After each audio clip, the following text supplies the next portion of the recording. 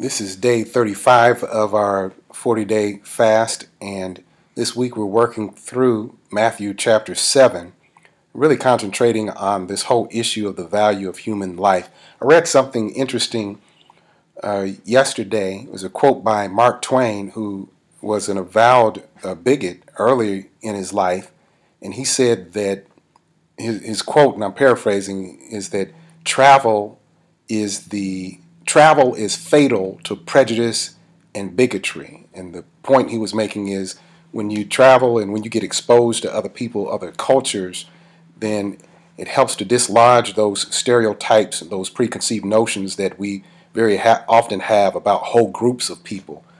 I thought about that, and then I thought about the Bible says in John chapter 4, Jesus must needs go through Samaria. That is, even though he could have gone where he was trying to go by another route, he decided to go through Samaria.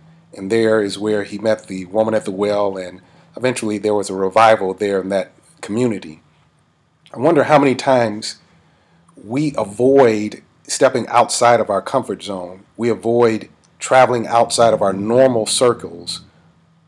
And in point of fact, we miss the point of Samaria. Now, I want to tie this into an evangelistic idea, and then I'll be done for today, and that is this. In the Great Commission, Jesus talks about making disciples out of every nation, but you remember in Acts chapter 1, verse 8, he said, you're going to be my witnesses, first in Jerusalem, then Judea, then Samaria, then the uttermost parts of the world.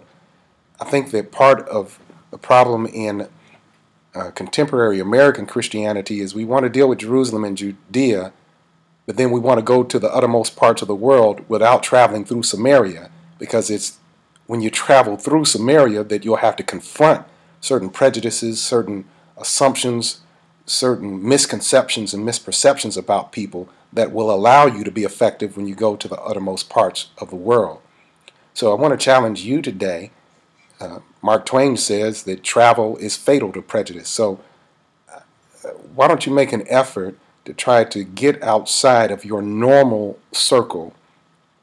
And I mean travel in all the senses. If you are single, you ought to be traveling anyway, just meeting new people in new places and all those types of things. But even for those of us who cannot travel abroad or perhaps travel across the United States, you can find ways to travel outside of your comfort zone and find out where your Samaria is, because you're going to pick up some valuable lessons in Samaria that really will impact what kind of disciple of Jesus Christ you're ultimately going to be.